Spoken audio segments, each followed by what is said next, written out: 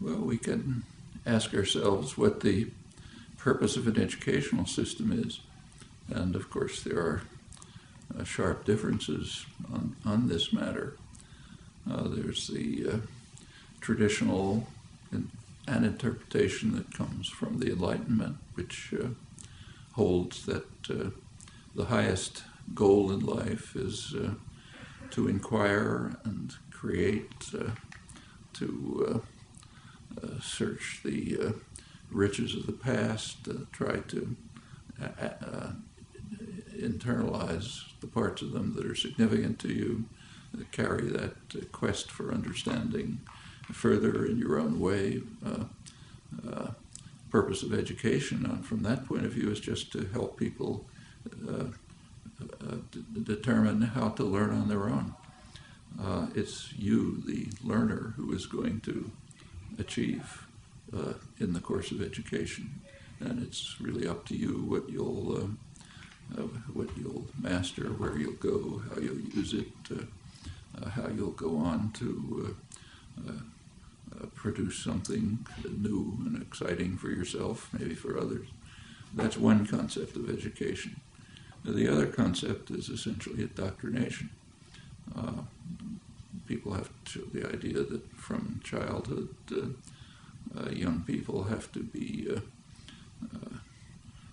placed into a framework in which they'll follow orders, accept existing frameworks, not challenge, and so on. And this is often quite explicit. So, for example, after the activism of the 1960s, there was great concern across much of the educated spectrum that young people were just getting too free and independent, that the country was becoming too democratic, and so on. And in fact, there's an important study on what's called the crisis of democracy, too much democracy, arguing that claiming that there are certain institutions responsible for the indoctrination of the young. It's their phrase, and they're not doing their job properly. That's schools, universities, churches. We have to change them so that they carry out the job of indoctrination and control more effectively. That's actually coming from the liberal internationalist end of the spectrum of the spectrum of educated opinion.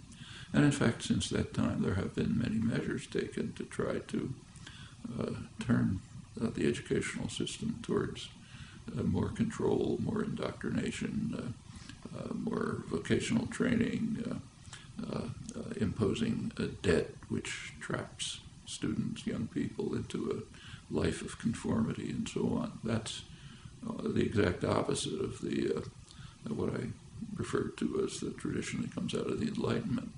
And there's a constant struggle between those. In the colleges, in the schools, do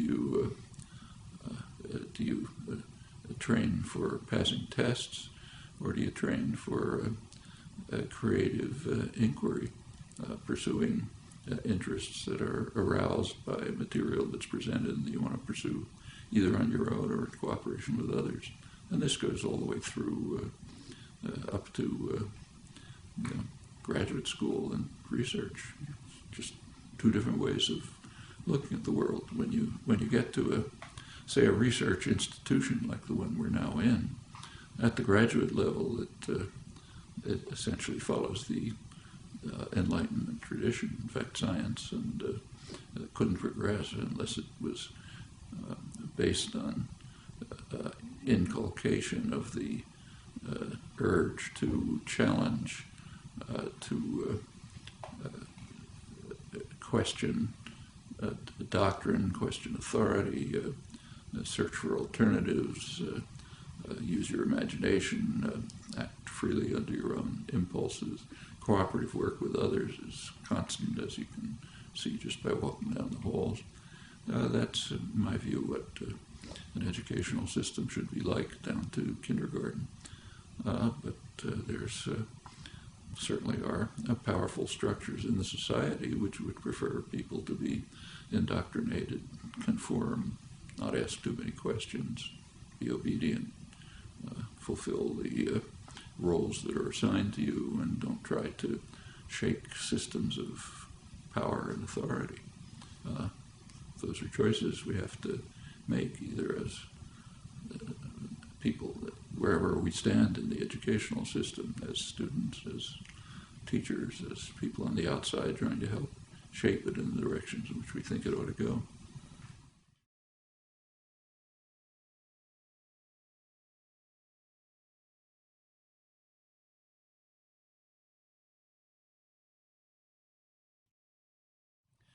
Well, there certainly has been a very substantial growth in new technology of communication, information, access, interchange. It's surely a major change in the nature of the culture and society.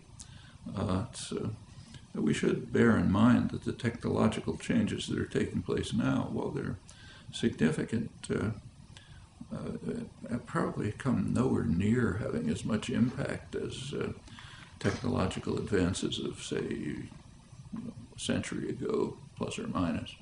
So the shift, say, let's take just communication. The shift from a typewriter to a computer, or a telephone to the email is significant, but it doesn't begin to compare with the shift from a sailing vessel to a telegraph. I mean, the time that cut down in communication between, say, England and the United States was extraordinary as compared with the changes taking place now. And the same is true of other kinds of technology, like just introduction of, say, plumbing. Widespread plumbing in the cities had a huge effect on health, much more than the discovery of antibiotics. So the changes are real and significant, but we should recognize that others have taken place, which in many ways were more dramatic. As far as the technology itself and education is concerned, technology is basically neutral. It's kind of like a hammer. I mean, the hammer doesn't care whether you use it to build a house or whether a torturer uses it to crush somebody's skull. Hammer can do either. Same with the modern technology, say the internet and so on. The internet is extremely valuable if you know what you're looking for. I mean, I use it all the time for research. I'm sure everyone does. If you know the kind of what you're looking for, you have a kind of a framework of understanding which directs you to particular things, lets you sideline lots of others, then this can be a very valuable tool.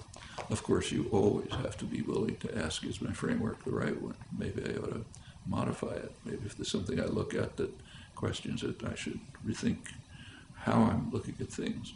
But you can't pursue any kind of inquiry without a pretty relatively clear framework that's directing your search and helping you choose what's significant and what isn't, what can be put aside, what ought to be pursued, what ought to be challenged, what ought to be developed, and so on. I mean, you can't expect somebody to become a biologist, say, by giving them access to the Harvard University biology library and say, just look through it. That'll give them nothing. And the internet is the same, except magnified enormously.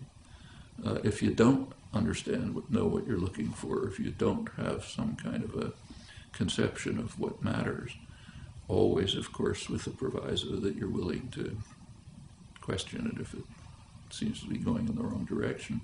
If you don't have that, exploring the internet is just picking out random factoids that don't mean anything. So behind any significant use of contemporary technology, the internet, communication systems, graphics, whatever it may be, unless behind it is some well-constructed directive conceptual apparatus, it is very unlikely to be helpful. It may turn out to be harmful. Now, for example, a random exploration through the internet turns out to be